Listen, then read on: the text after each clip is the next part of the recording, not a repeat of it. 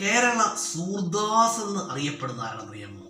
കേരള സൂർദാസ് എന്നറിയപ്പെടുന്നത് പൂന്താനം നമ്പൂതിരിയാണ്. പൂന്താനം നമ്പൂതിരിയാണ് കേരള സൂർദാസ് എന്നറിയപ്പെടുന്നത്. അതുപോലെ തന്നെ ജ്ഞാനപ്പാന എഴുതിയതും ആര് തന്നെയാണ്? പൂന്താനം നമ്പൂതിരിയാണ്. പൂന്താനം നമ്പൂതിരിയെ കുറിച്ച് ഞാൻ ഒരുപാട് വീഡിയോകളിൽ പറഞ്ഞിട്ടുണ്ട്. പൂന്താനം നമ്പൂതിരി എന്ന് പറയുമ്പോൾ ശ്രീകൃഷ്ണ പരമാത്മാവിനെ, ഗുരുവായൂരപ്പനെ ഹൃദയത്തിലേറ്റിയ ഒരു മഹാത്മാവ്, ഒരു മഹത് വ്യക്തിയായിരുന്നു പൂന്താനം നമ്പൂതിരി. അദ്ദേഹം ശ്രീകൃഷ്ണന് ഗുരുവായൂരപ്പന് വേണ്ടി ആത്മസമർപ്പണം ചെയ്ത ഒരു വ്യക്തി കൂടിയായിരുന്നു പൂന്താനം നമ്പൂതിരി. തൻ്റെ സർവസ്വവും ശ്രീ ഗുരുവായൂരപ്പനാണ് എന്ന്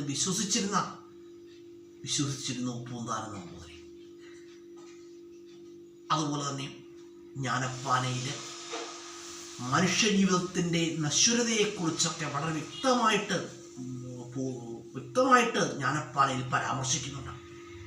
അതുപോലെ തന്നെ ഒരു മനുഷ്യൻ്റെ ജന്മത്തെക്കുറിച്ചും ഒക്കെ വളരെ വ്യക്തമായിട്ട് പൂന്താനം വളരെ ലളിതമായ ഭാഷയിൽ സാധാരണക്കാരന് മനസ്സിലാകുന്ന തരത്തിൽ ജ്ഞാനപ്പാനയിലൂടെ അവതരിപ്പിച്ചിട്ടുണ്ട്. അതുപോലെ തന്നെ 2-4 ദിനം കൊണ്ട് തന്നെ തണ്ടിലേറ്റി നടത്തുന്നതും ഭവാൻ. അതിനർത്ഥം ഒരു വ്യക്തി കോടീശ്വരനാകാൻ നിമിഷ നേരങ്ങൾ പോലും വേണ്ട. കാരണം ഏത് സമയത്തും എന്ത് ചെയ്യാം, കാര്യങ്ങൾ മാറി മറിയാം. അതുപോലെ തന്നെയാണ് മാളികാമുകളേറിയ മന്നൻ്റെ തോളിൽ മാറാപ്പ് കയറ്റുന്നതും മാളികാമുകളേറിയ മന്നൻ ഭിക്ഷക്കാരനാവാൻ എന്ത് വേണ്ട, നിമിഷങ്ങൾ പോലും വേണ്ട. ഏത് നിമിഷവും കാര്യങ്ങൾ മാറി മറിയാം.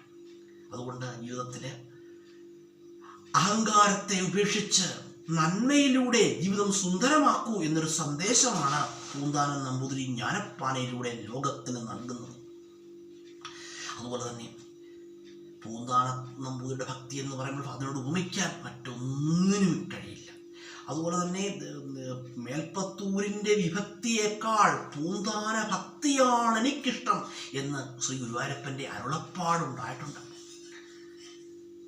ശ്രീ ഗുരുവായൂരപ്പനാണ് സർവസ്വമെന്ന് വിശ്വസിച്ച ഒരു പുണ്യാത്മാവ് ആയിരുന്നു പൂന്താനം നമ്പൂതിരി. അതുപോലെ